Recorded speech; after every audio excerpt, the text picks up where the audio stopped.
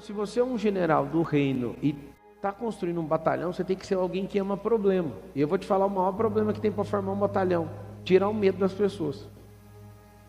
98% do mundo tem medo severo. Quando você tira esse negócio da pessoa, a pessoa ela tem um tesão pela vida. Ela começa a ter um tesão pela vida tão grande que ninguém acredita. As pessoas ficam indignadas. Porque uma pessoa destemida, anota o código assim, ó. Como parar alguém que não tem medo?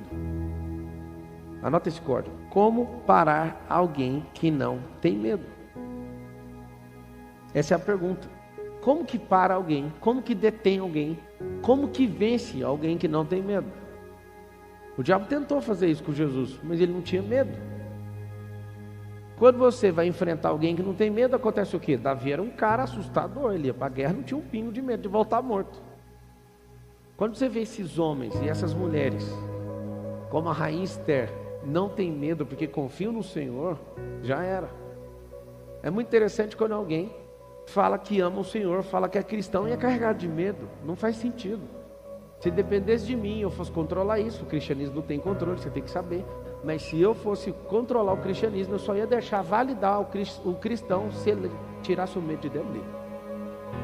Porque o verdadeiro amor lança fora todo medo, e quem não tem medo cai para dentro com tudo, joga todas as fichas. Né, comando? Mas quem tem medo não. Quem tem medo é cheio de reserva. Quem tem medo é cheio de passo para trás assim, ó. E aí Gideão faz o seguinte: Gideão pede a ajuda do Senhor. O Senhor fala: quer mesmo me ajuda? Então, eu não sei se você sabe, você vai anotar aí. Toda vez que você pedir a ajuda do Senhor, você está arrumando um problema para você. É o problema de se você vai se sentir impotente para conhecer a potência dele. Toda vez você vai perceber o seguinte: essa potência do braço dele, não do seu suor. O seu suor tem um negócio interessante. Você soa quando muda a temperatura do seu corpo. Se você está parado, dificilmente você soa. Mas mudou a temperatura, começa a suar. As glândulas lacrimais, que é o suor dos olhos, só acontece quando tem alta de temperatura, ou na alegria ou na tristeza. Quando você está normal também, você não chora, você não soa pelos olhos. Isso tudo sobre o esforço humano é muito bom. Mas eu posso te falar, é 1% daquilo que você vai viver se você quiser governar e se você quiser de fato ser um general do reino. O esforço próprio é só para começar as coisas. Eu quero que você anote isso. O esforço próprio é para começar. Como eu já disse outrora, a graça de Deus não decola jato, mas empurra jato, empurra avião. Você tem que entender que a graça, ela é quando Deus pega alguém no caminho. Se Deus é um Deus de mover, não pega ninguém parado. Deus não cria o mover. Deus abastece o mover. Deus empurra o mover. Você tem que saber disso. Fala com a sua boca assim: eu sou um mover nessa geração. Só que Deus não te tira do lugar. Se Deus tirasse do lugar, todo mundo que é cristão tinha saído. Só que como ninguém sai, não tem mover. Então o mover faz o quê? O Senhor, Ele patrocina quem se move. Então seu esforço inicial é de sair. Põe isso na sua cabeça. O que você precisa inicialmente é só sair. A melhor coisa que acontece aqui em Juízes 7 é o Senhor falando assim: bora selecionar as pessoas. A reclamação era o seguinte: 130 e poucos mil dos midianitas, amalequitas e o povo que andava com Gideão era 30 e poucos mil, 32. Senhor, nós precisamos de ajuda. Então o Senhor falou o seguinte: não é na capacidade, não é na quantidade. Aí o Senhor vira para ele e fala: vamos fazer o seguinte, bora excluir alguns. Quando eu falo para as pessoas assim: escolha as pessoas que você vai andar. Você acha que mais vale você andar com 20 pessoas que falam que te amam, mas são medrosas, ou andar com 2 que são corajosas, nem te amam tanto assim, mas elas estão prontas para o crescimento, estão disponíveis para te ajudar, não te amam tanto assim. O que você prefere? Você sempre vai preferir a quantidade. Se você tiver problema de autoimagem. Mas se você entender o que é governo, se você entender o que é batalha, se você entender o que é jogo, o que é estratégia, você vai andar com menos gente. Porque quem não tem medo resolve problema.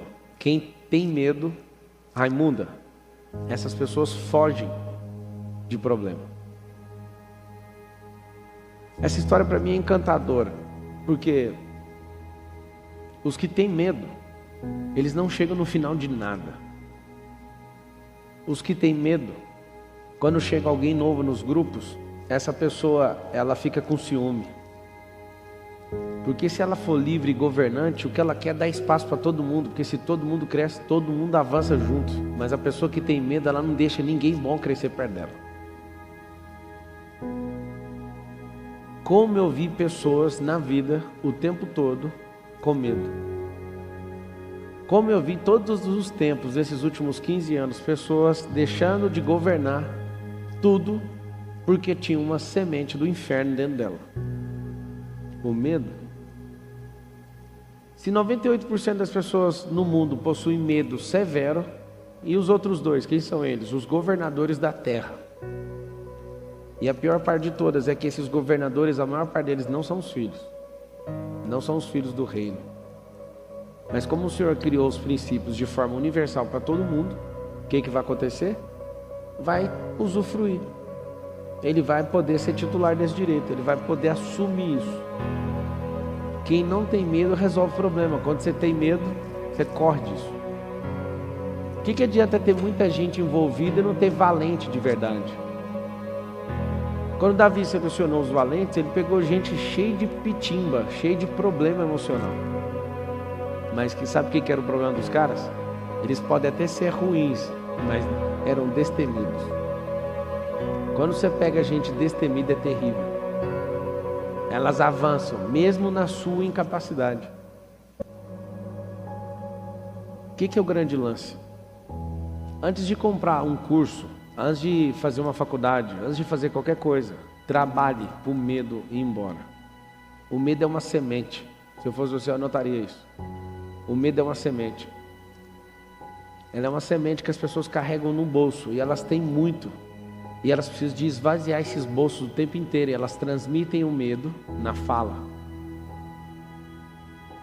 Elas transmitem o medo na fala. Por que elas fazem isso? Elas estão com raiva de você? Elas não querem te ver brilhar? Não, elas querem te ver validando o que elas carregam. Porque se você for destemido, você vai expor as pessoas. Presta atenção no que eu estou te falando. Quando você é destemido, você faz uma coisa no grupo que você convive. Você tira a roupa das pessoas. Elas se sentem nus. Elas se sentem nuas. Elas veem isso e falam, peraí, só um pouquinho, tem alguma coisa errada. Você era do meu nível e agora você virou um combatente, agora você virou um general. Aí o que acontece? Se você era do meu nível e você cresceu, você arrancou minhas vestes. Por que as pessoas continuam então patrocinando o medo? As pessoas patrocinam o medo para ninguém ter liberdade, para ninguém ficar leve, para ninguém ganhar aerodinâmica de crescimento. Porque se crescer, vai expor todo mundo. Eu desconheço em toda a minha vida cristã uma igreja que se alegrou de ver alguém que ficou maior do que a própria igreja. Vocês aqui, alguém já viu alguém que se alegrou? Não é a igreja não, amigo, é o ser humano.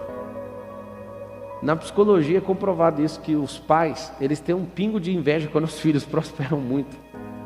E aí ele avalia, nossa, mas meu filho foi mais longe do que eu imaginei, eu estou agora mais velho e ele está na juventude. É natural, é frequencial isso, não é maldade do seu pai não quer ser o mal, mas vai ter treta também. Qual que é o problema de você andar com gente que tem medo? Você pode andar com muitas pessoas, você vai se embananar com isso. Todo o tempo, ande com pessoas que são destemidas, são pessoas que sabem quem elas são. Aonde que é a raiz do medo? O problema está na identidade. Acredita no que os outros falaram a seu respeito.